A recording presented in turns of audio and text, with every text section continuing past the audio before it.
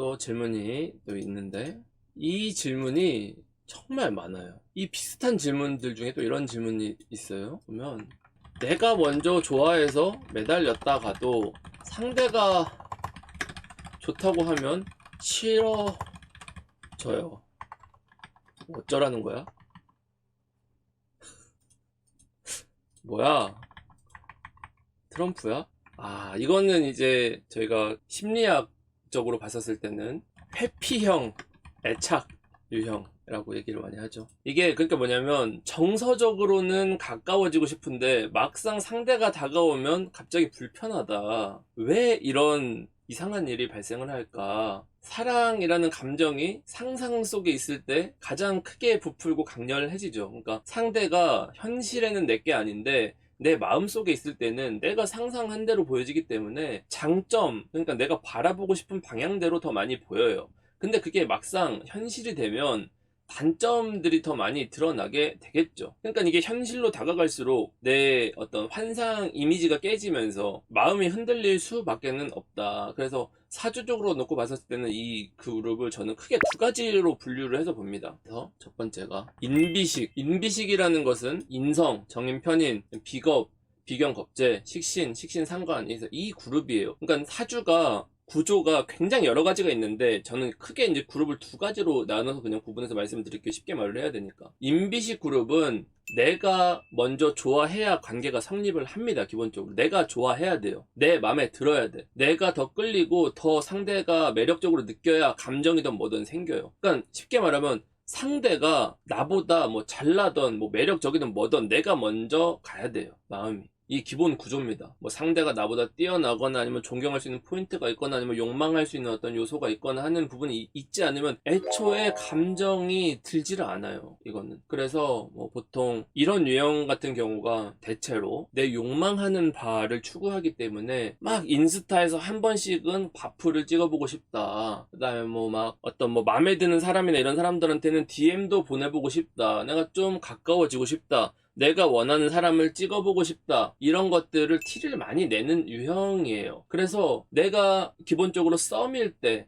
가장 뜨겁고 막상 만나고 나면 이게 식는 속도가, 그러니까 실망하는 속도가 상당히 높다. 상대가 나를 너무 좋아하거나 아니면 내 중심적으로 맞춰주거나 이러면은 이게 마음이 차가워지는 거예요. 왜냐면 내가 더 끌리는 상태가 돼야 되는데 이게 뭔가 상대가 나에게 뭐 리액션을 하거나 다가오거나 현실화가 되면 이게 좀 다르게 느껴지는 거죠. 그래서 이 인비시 그룹에 있는 분들은 상대가 정말 유능하고 연애 권력에서 우위가 항상 상대방한테 있는 것이 훨씬 더 안정적인 관계라고 할 수가 있어요. 그러니까 상대가 굉장히 그냥 유능하던지 굉장히 매력적이어야 돼. 압도적으로. 그래서 그 매력을 내가 계속 뺏어오려고 아니야 너는 별로야 내가 더 예뻐 막 하지만 실제로는 상대가 더 나은 상태가 돼야 유지가 되는 그룹이에요. 굉장히 재밌는 연애 그룹이고 두 번째 그룹이 이제 재관 그룹입니다. 재관 그룹이 이제 정제 편제의 정관 편관 이 그룹이에요. 얘네들은 상대가 명확하게 좋아해주고 현실적으로 이 사람이 내가 정확히 어떤 사람인지 파악이 되는 사람, 그러니까 안정감을 주는 사람일 때 감정이 커지고 관계가 깊어지는 사람들이에요. 그러니까 그냥 끌린다든지 그냥 뭐 내가 좋아한다든지 하는 것들을 기본적으로 의심하고 선 긋고 내 어떤 방안에 그 마음을 하나 일단 넣어놓고 좀 지켜보고 하는 사람들이에요. 기본적으로. 아까와는 조금 양상이 다릅니다. 그래서 기본적으로 시간을 두고 커나가는 스타일이기 때문에 상대가 완벽하지 않더라도 그 사람의 단점을 보완하고 싶다 라는 마음이 기본 베이스가 깔리고 시간이 갈수록 신뢰라든지 이런 것들이 좀 더 단단해지는 형태에 가까워요. 그러니까 만나면 만날수록 매력이 커지는 게 아니라 신뢰 자체가 훨씬 더 커지기 때문에 관계가 더 단단해지는 구조적인 특징이 있어요. 그러니까 사실은 인비식 입장에서 보면은 이건 애정의 형태라기보단 책임감과 신뢰감 같은 느낌, 그리고 막 불타는 사랑보다는 관계의 지속 가능성 같은 것들에 더 집중되어 있다고 보시면 돼요. 그러니까 내가 인비식 기운이 강한 형태다라고 치면 나를 좋아해주는 사람보다는 내가 끌리는 사람한테 마음이 가는 게 자연스러운 일인 거예요. 기본적으로.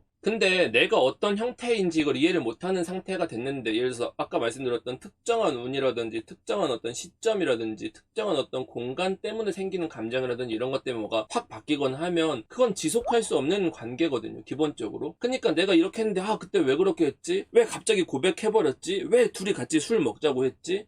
그 사람을 만나지 말았어야 됐는데 왜 같이 영화를 봐버렸을까라든지 이런 실수를 하는 케이스들이 거의 그런 데서 나오는 겁니다. 물론 세부적으로 나눠봐야 되겠지만 이게 우리가 무물보 수준에서 얘기를 하려고 하면은, 그래서 내가 이상한 게 아니라 기본적으로 내 어떤 이 기본적인 어떤 메커니즘을 안 상태에서 이걸 어떻게 운영을 할 거냐라는 것들을 좀 인지를 하고 있어야 좀 만나는 관계가 건강하고 어떻게 해야 내가 오래 만날 수 있고라는 관계를 유지할 수 있는 어떤 이런 패턴들을 좀 파악하고 좀 관계를 유지할 수 있는 기술이 생기게 되겠죠. 그렇습니다.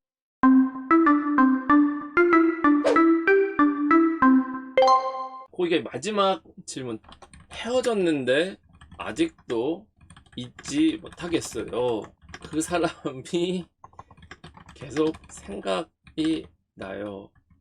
재회운 오니? 이런 질문들이 또 굉장히 좀 많은 질문 중에 하나입니다. 이 질문.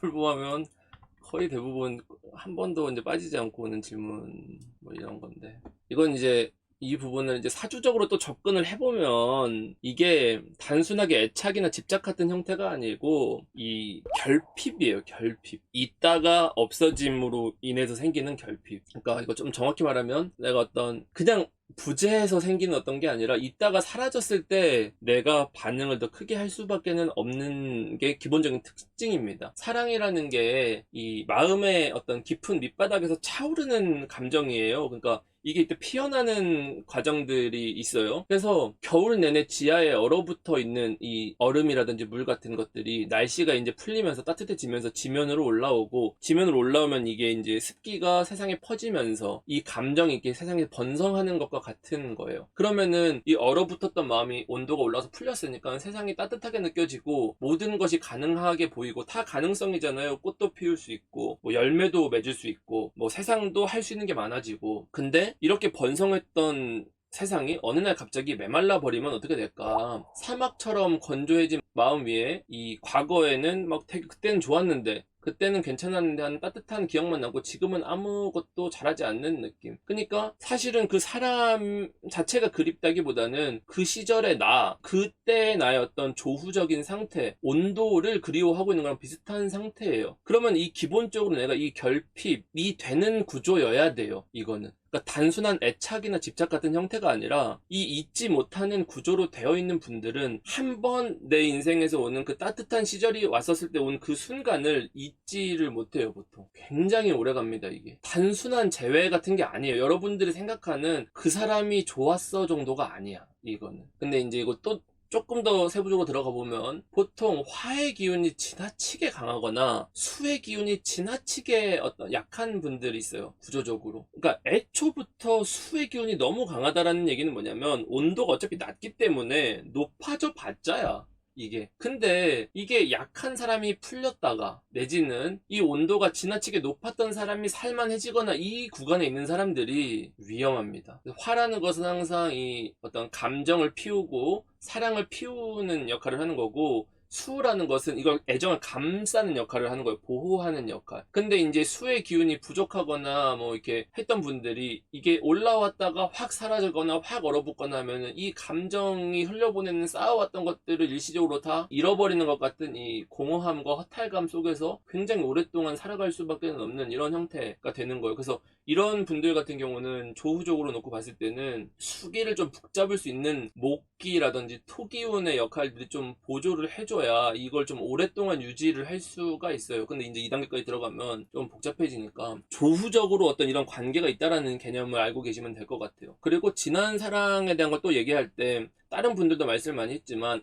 남장간합이라는 개념이 있습니다. 그러니까 뭐 갑기합, 을경합, 뭐 병신합, 정임합, 무기합 같은 어떤 이 합의 개념이 있잖아요. 근데 이게 천간의 간합이 사주 안에서 지장간의 뿌리까지 연결되는 구조로 나타나는 분들이 그런 게 이루어지는 시절에 아까 말씀드렸던 이 온도도 맞았을 때, 그러면은 이게 딱 드러나는 순간이 내 사랑이 마음속에 딱 정착이 되어버려서 이게 없어지지 않는 것처럼 남아요. 그러니까 이 기억과 무의식 속에서 그냥 계속 존재하는 글자가 돼버리는 것 같은 형태예요. 감정적으로 표현을 하자라고 보면은. 그래서 그 사람이 계속 생각나는 이유가 그 사람 자체가 뭔가 좋다, 그 사람이 나한테 제일 좋았다 이런 개념보다는 그 시절의 어떤 감정이라든지 나의 사주의 구조적인 것들을 그냥 이렇게 픽스를 시켜버렸기 때문에 남는 겁니다. 그래서 계속 남아있는 형태. 그러니까 그럼 그 부분이 시간이 지난다고 해소가 되냐? 해소가 잘 되지는 않아요. 이 부분이. 다음 시간이 와야 돼요. 다음 계절이 또 와야 돼요. 그래서 밀어내기를 해야 되는 건데 이게 생각보다는 길 수가 있어서 단순히 이별의 아픔이 길다고 보시면은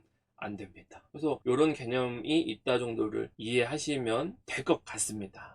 자, 그래서 여기까지가 여러분들이 보내주신 어떤 고민을 함께 풀어본 운세 무물보 시간이었습니다. 이 사랑이라는 게 기본적으로 우리가 누구나 느끼고 있지만 정확하게 뭔지는 모르는 이런 감정적인 어떤 이런 부분인데 이거를 그냥 조금 사주적인 관점으로 접근을 해봤어요. 그러니까 어차피 내가 잘 모르는 개념이기 때문에 이걸 조금 더 잘 이해하기 위한 어떤 하나의 정보 정도가 더 추가됐다 정도의 개념으로 보시면 될 것 같고, 이 무물보 개념을 좀 익숙해지시면은 내가 왜 이런 마음을 갖게 됐는지, 그 사람을 내가 왜 이런 것들로 생각하게 됐는지를 좀 고민해 보실 수 있는 시간이 될 것 같습니다. 그리고 또 뭔가 이런 종류의 어떤 풀지 못한 고민 같은 게 있으시다고 하면은 댓글이나 무물보를 통해 가지고 또 많이 참여를 해주시면 영상을 통해서 답변을 드리도록 하겠습니다. 감사합니다.